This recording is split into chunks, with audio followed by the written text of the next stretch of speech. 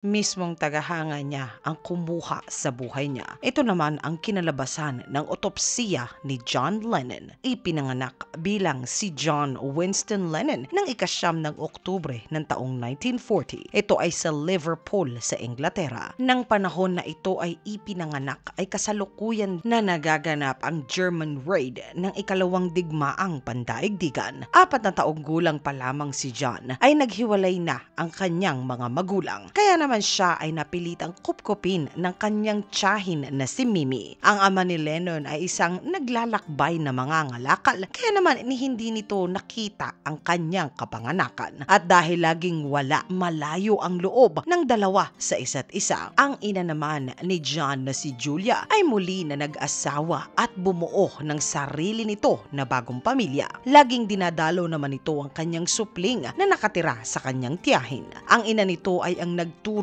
kay John na magpiano. Ito rin ang bumili ng unang instrumento nito na banjo, hanggang sa ito ay pumanaw nang masagasaan ito ng isang off-duty na pulis ng July ng ika-1958. Ayon kay Lennon na ito ay ang isa sa pinakamapait na kaganapan sa buhay niya. Bata pa lamang si John ay mahilig na ito na magbiro. Ayon sa kanyang tiya na palagian itong nasasangkot sa mga kaguluhan, lalo na sa eskwelahan. Sa panahong ding ito, lumabas at napansin ang kanyang galing sa pagguhit. Ayon sa kanilang prinsipal na dahil hindi maganda ang marka nito sa eskwelahan, ay mas mabuti na mag-aral na lamang ito upang maging isang pintor. 16 na taong gulang si Lennon nang pumutok ang pangalan ni Elvis Presley sa buong mundo. Si Elvis na ang naging sandigan nito at inidolo. Dito binuo ni John ang banda na tinatawag niya na ang Quarrymen. Kinuha niya ang pangalang ito sa eskwelahan na kanyang dati ay pinasukan. Nakilala ni Lennon si Paul McCartney sa simbahan ng ika-6 ng July ng taong 1957. Sa pagsasama ng dalawa, naging matagumpay ang pagko-compose nila ng mga kanta. Ipinakilala naman ni Paul si George Harrison kay John Lennon ng sumunod na taon. Taong 1960 naman nakasama nila si Pete Best. Taong 1958 unang inilabas ang kanilang unang record na pinamagatan na ang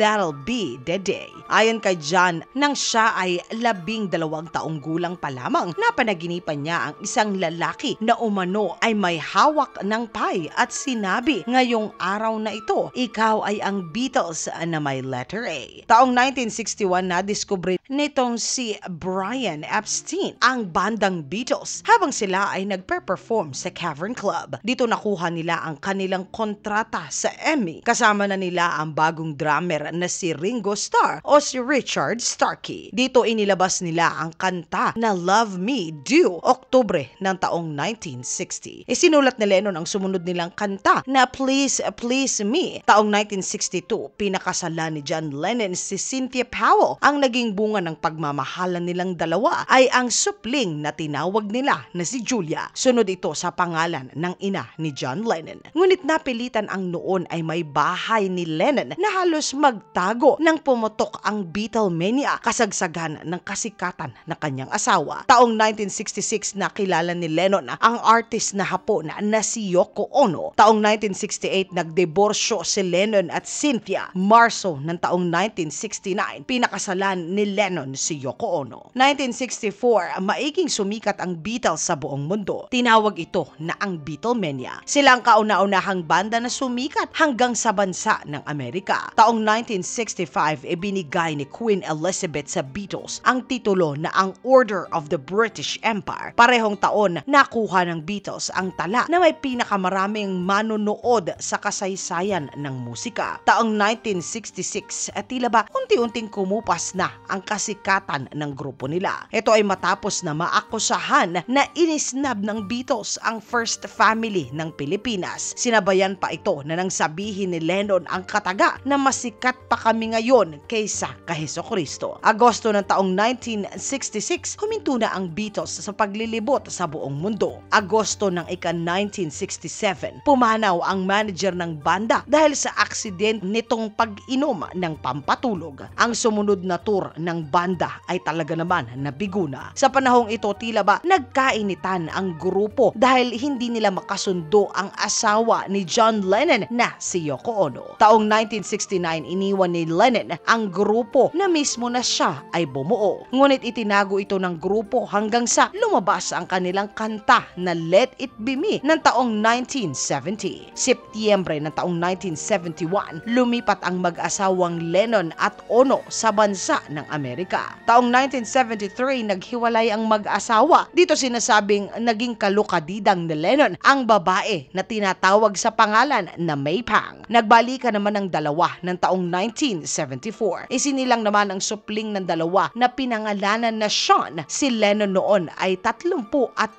taong gulang na. Sa panahong ito, iniwan ni Lennon ang mundo ng musika upang mag-concentrate na lamang sa kanyang pagiging mabuting ama. Matapos ng masalimuot na laban, nakuha ni John Lennon ang estado na ang permanent resident sa Amerika ng taong 1976. Taong 1980, bumalik si John Lennon sa industriya ng musika. Dito ay ilalabas niya ang album na ang pinamagatan na ang Fantasy. Nakapaloob dito ang kanta na Starting Over. Ngunit ilang linggo pa lamang mula nang ilabas nito ang kanyang sanang comeback na album, isa sa mga tagahanga nito na ang noon ay 25 taong gulang na si Mark David Chapman ang kanyang nakasalamuha. Ayon sa report na lumapit si Chapman kay John Lennon upang manghingi ito ng autograph. Ilang oras matapos nito ay pinatamaan ni Chapman si Lennon ng bala. Ang kinalabasan ng otopsiya, ayon sa doktor na tumingin kay John Lennon nang ito ay dalahin sa ospital, makailang beses nilang tinangkang muling patibukin ang puso nitong si John. Ngunit hindi man tinamaan mismo ang puso ng mang-aawit, nahagip naman ng bala ang ugat sa paligid nito. Dagdag ng doktor na napakarami na ring dugo ang nawala kay John bago pa ito dumating sa ospital, ni hindi sila makakuha ng pulso ayon sa kanya. Wala na ring presyon itong si John. Ilang minuto pa sa ng pagtatangka, ni hindi na nagre-response pa ang itim sa kanyang mga mata. Makalipas pa ang ilang mga minuto, ayon sa doktor na wala na sila na magagawa pa. Wala na si John nang dalhin sa ospital. Idineklara na opisyal na pumanaw si John Lennon ng ika-11:15 ng gabi. Matapos ito, dinala naman ang katawan nitong si John kay Dr. Elliot Gross. Ito ang nag-e-examine at naglabas ng resulta ng otopsiya. Ito naman ang nasa report niya.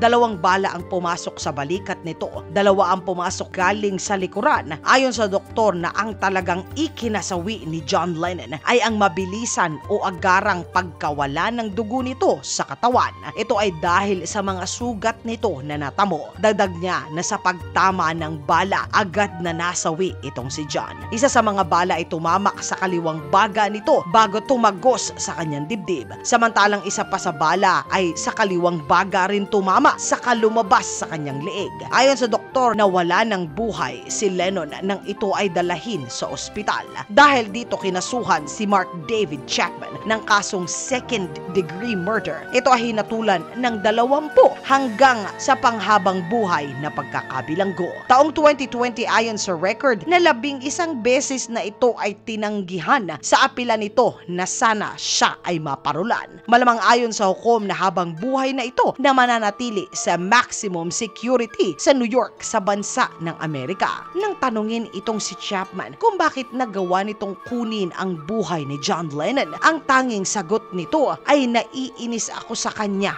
at sa mga sinasabi niya. Pero nagdalawang isip naman ako dahil nang lapitan ko siya ay napakabait pala na tao niya. Ngunit kailangan kong gawin ang tinakda na dapat ko ay gawin. Mga katinagalog ko, ano po ba sa tingin ninyo ang sapat na parusa sa isang tao na kumuha ng buhay ng kapwa niya dahil lamang sa mababaw na kadahilanan? Isulat po ang inyong saloobin sa comment section sa ilalim upang sama-sama naman po na ito ay ating basahin. Maraming salamat po sa pagsama ninyo sa segment natin sa araw na ito.